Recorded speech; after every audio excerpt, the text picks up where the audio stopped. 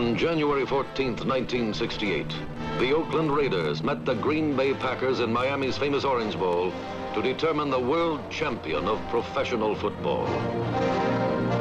Call it loud and clear while it's in the air. I'm going to let it hit the ground. It is tails, and Oakland has won the ball. What do we see? They want the football. We will defend this goal here. Okay.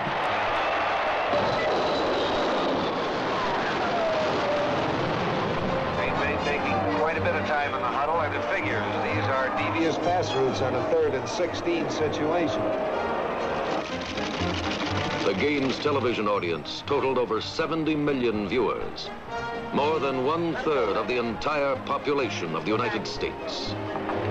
From high above, from these beautiful skies over Miami, we look down on the Orange Bowl. Right from the beginning of the game, there was a sense of superior Packer power. Grown strong, but not fat, on history. The first time Green Bay got the ball, quarterback Bart Starr directed them to the Oakland 32-yard line.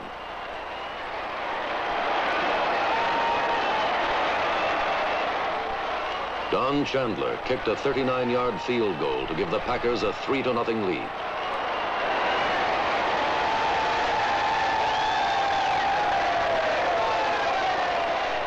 Near the end of the first period, Starr began another march into Oakland territory. The longest gains in this drive were a 17-yard pass to split end Carroll Dale and a 14-yard run by Starr himself.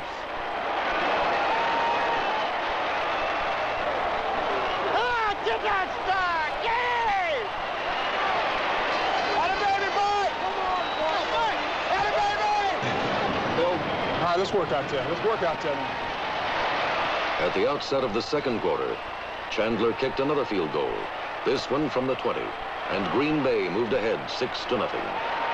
Hey, anytime you have a tight 40L and anytime they come in with a tight U, you have to get a call back on the weak side. Throughout the season, Oakland's defensive line, led by Big Ben Davidson, had consistently put pressure on opposing passers. Confident of this rush from the front four, Oakland's cornerbacks developed the habit of playing pass receivers extremely tight to cut off the short pass, assuming that there wouldn't be a long one. This tactic cost them a touchdown in the middle of the second quarter when Starr on first down found Boyd Dowler deep down the middle for a 62-yard touchdown.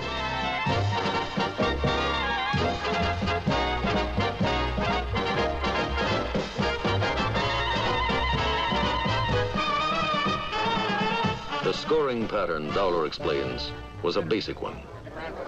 Quick post is what it amounts to, but just he and I out there, man on man, and I kind of horsed by him. I bumped him when I came off the line of scrimmage, and he bumped me. We bumped each other, I guess. You put it that way.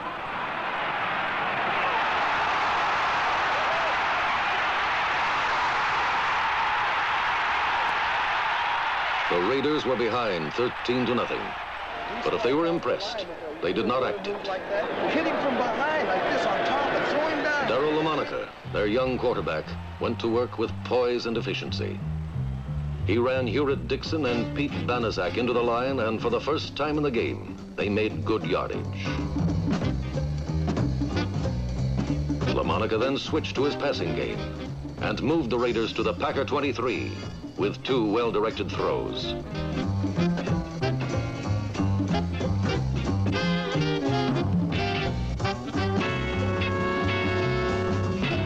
LaMonica wound up the drive by passing to end Bill Miller for a touchdown.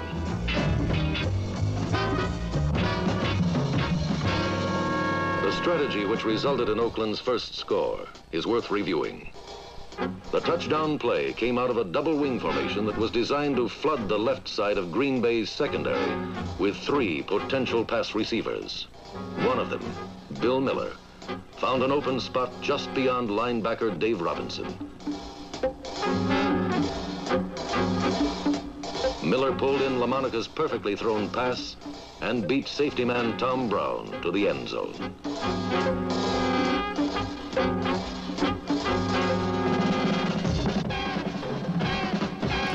Miller's touchdown cut the Packer lead to 6 points. And at this juncture in the game, the Raiders gained the momentum. Get a rush in there now. That's the way to hit him. That's the way to hit him. Way to go. Oakland's defense broke down Green Bay's blocking and forced the Packers to punt from deep in their own territory. But Oakland was denied an excellent scoring opportunity when Roger Byrd fumbled Donnie Anderson's short punt, and the Packers recovered.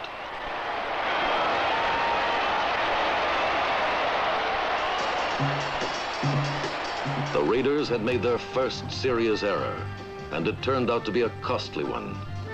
Starr immediately moved Green Bay into field goal range with a short completion to Dowler. With 6 seconds left in the half, Don Chandler kicked a 43-yard field goal. Chandler's kick did more than make the score 16-7 at halftime.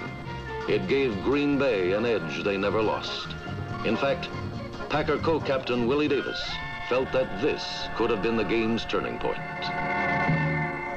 Specific turning point. I thought maybe when we got the field goal right before the half, instead of them having the ball at midfield, maybe in trying a field goal, we had it and got a field goal and put us 16-7.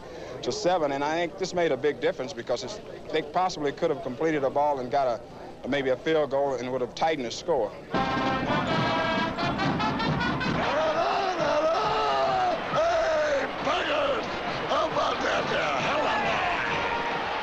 In the third period, Green Bay pried apart Oakland's defenses and assumed complete control of the game.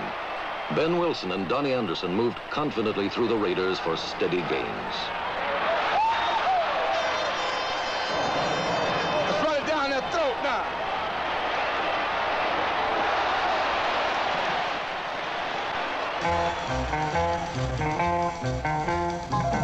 But it was Bart Starr's passing, and as important, his selection of passes, that made the difference. Starr provided the game clincher on a call that is, for him, standard operating procedure. It was 3rd and 1 on the Green Bay 40. Starr faked the line plunge, then lofted the ball to elderly Max McGee. Starr has used this play successfully many times in the NFL, and according to Oakland safety man Howie Williams, the Raiders were aware of it. We knew the play was coming, and we'd set up an arrangement whereby we were going to jam McGee in and not let him out. But as it turned out, McGee slipped through. 12-year veteran Max McGee demonstrated the value of experience when he outfoxed 3 Oakland defenders and caught the ball for a 35-yard gain.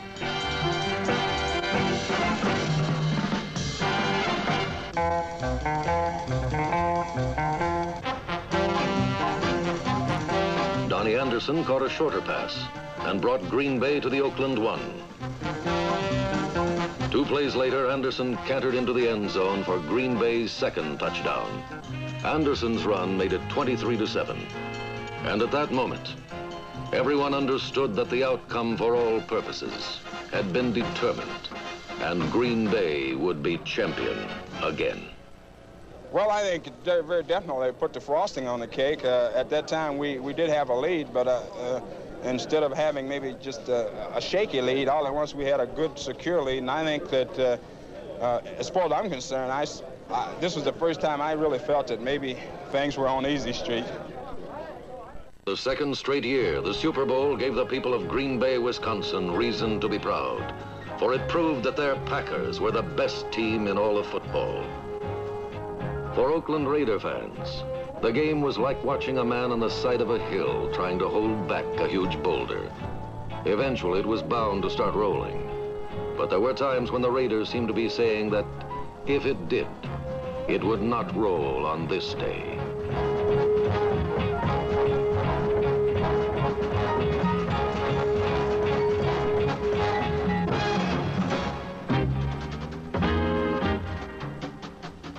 Several times during the first 3 quarters, Oakland's defense shut down Packer marches deep in Raider territory. They obliterated Green Bay's running game and twice forced the Packers to settle for field goals. Tom Keating, Oakland's aggressive young tackle, bucked and slugged in the trenches with Green Bay's Gale Gillingham and Ken Bowman, and once boiled through to come down with Starr on his lap.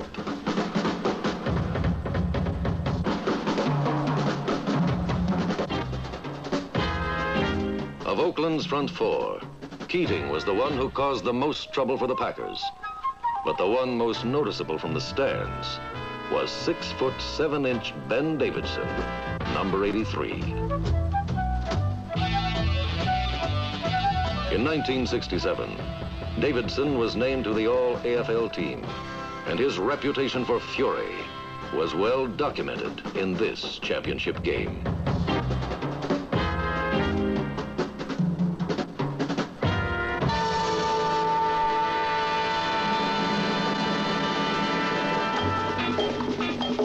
On offense, Oakland was not as impressive, although there were several outstanding individual performances.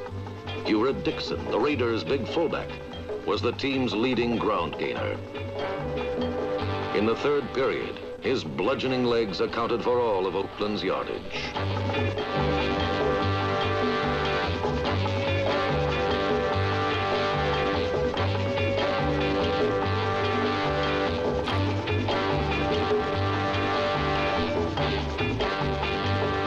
Dixon gained not only 52 yards rushing, but also the respect of Henry Jordan, Green Bay's veteran tackle. Well, he's one of the hardest runners we've met. I won't say he is the hardest because it's hard to compare, but he was doing some real good running out there. In fact, he did a lot just on his own, you know, with no blocking. Offensive line.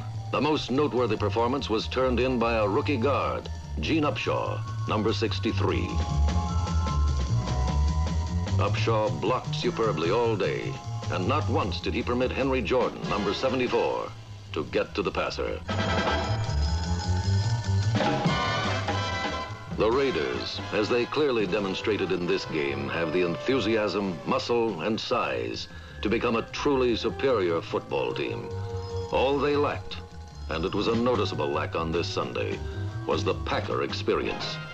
The Raiders are a young team, and their greenish hue became very apparent in the harsh light of a championship game.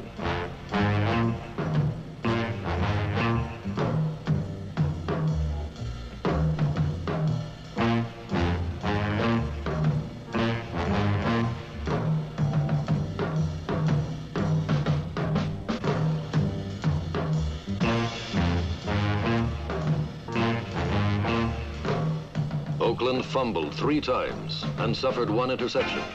Green Bay capitalized on nearly every mistake and won the game with professional efficiency. At the heart of Green Bay's precision attack was quarterback Bart Starr. Poised in the face of Oakland's furious rush, Starr picked his plays well, with his usual self-assurance and almost instant recognition of defenses.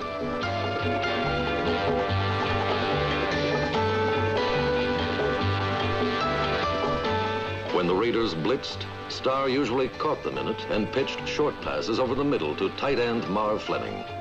But more often than not, he handed the ball to fullback Ben Wilson, who responded by gaining 65 yards. Wilson wasn't supposed to start, but he did, and emerged as the game's leading ball carrier. Wilson also provided the only suspense the game produced when he spent the 4th quarter on the sidelines searching for a lost contact lens. I'll be a son of a gun.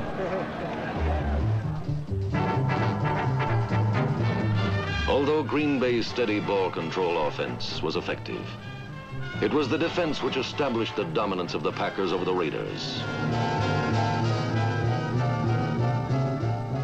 It was written before this game that the Packers live by their defense.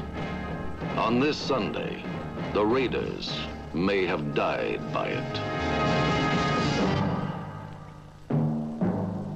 Willie Davis is 32 years old, and he is, in a sense, the guts of the tough Green Bay defense.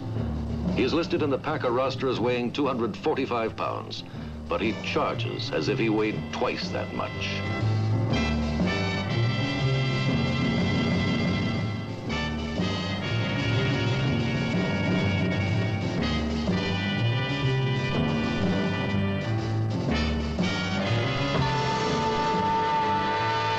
Davis made 7 unassisted tackles. A performance that will not be forgotten by young Harry Shue, the Raider who played opposite him. The greatest that I have come against. He taught me a few lessons today that I won't forget. Davis explains that Green Bay's defensive strategy was to stop Oakland's outside running. Running outside had been their strongest suit, and I think this was the thing that we had to do early in the ball game, was cut off the outside run, which we were able to do. And I think this made a difference. In the meantime, our offense got some points on the board, and of course, they were in a different situation. Green Bay's defense is based on the biggest and best set of linebackers in football. At one corner is Leroy Caffey, number 60, mean and expert after 5 years of consistent play in the NFL. At the other corner is number 89, All-Pro Dave Robinson, whose credentials include speed, balance, and 250 pounds.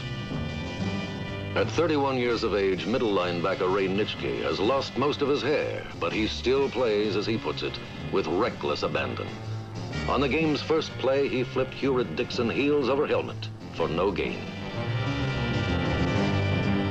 When the Raiders tried to run wide, Nitschke shot through the gaps left by Oakland's pulling guards to run down Raider ball carriers from behind.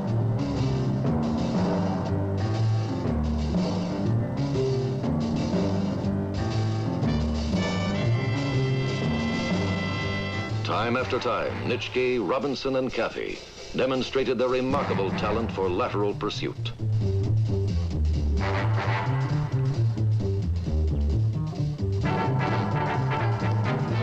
Dixon and Banaszak were unable to turn upfield as Oakland's powerful wide running attack was completely nullified by Green Bay's mobile linebackers.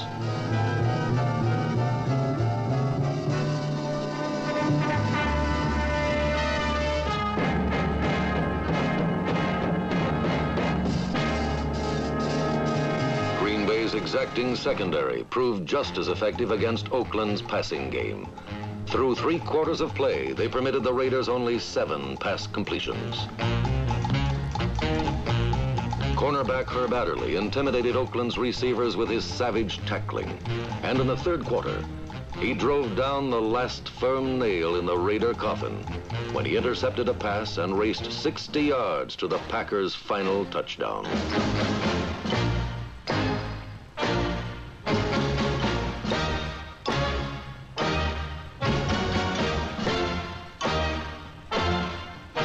Adderley's interception was the result of his ability to anticipate LaMonica's delivery, and his touchdown was the result of a shattering block thrown by number 77, Ron Kostelnik.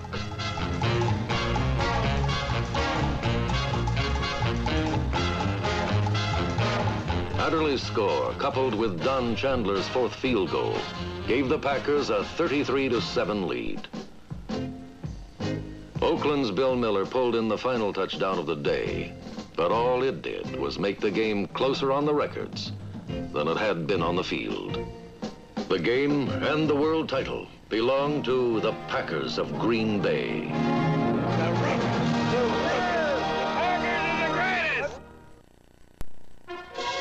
In the final analysis, the 1968 World Championship game will not be remembered for what happened on the field.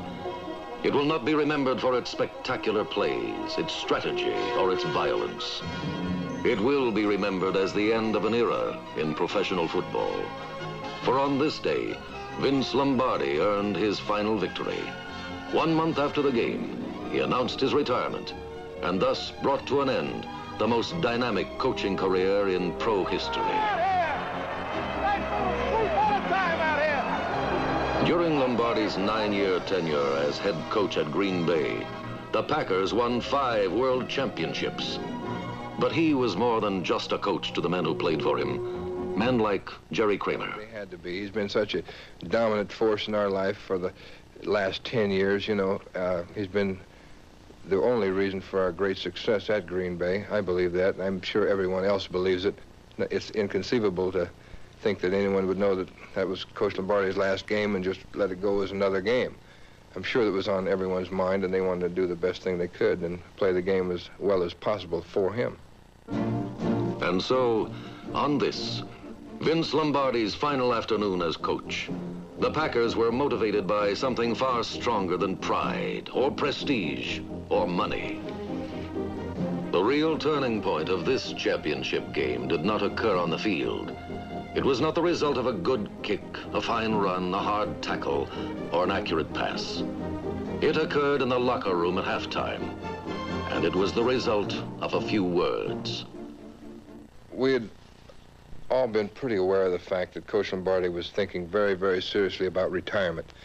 And while many of us cuss him or call him names or a number of things, it's something like you might do with your family. You can call your brother something, but don't let anybody else call him the same thing. This is the same way with Mr. Lombardi. We can cuss him, but don't let anybody else holler at him. And we all felt that this was going to be his last game. And I said to the fellas, I said, look, we got 30 more minutes this year. I said, let's give it to the old man. Let's play the last 30 for the old man. That's about all I said.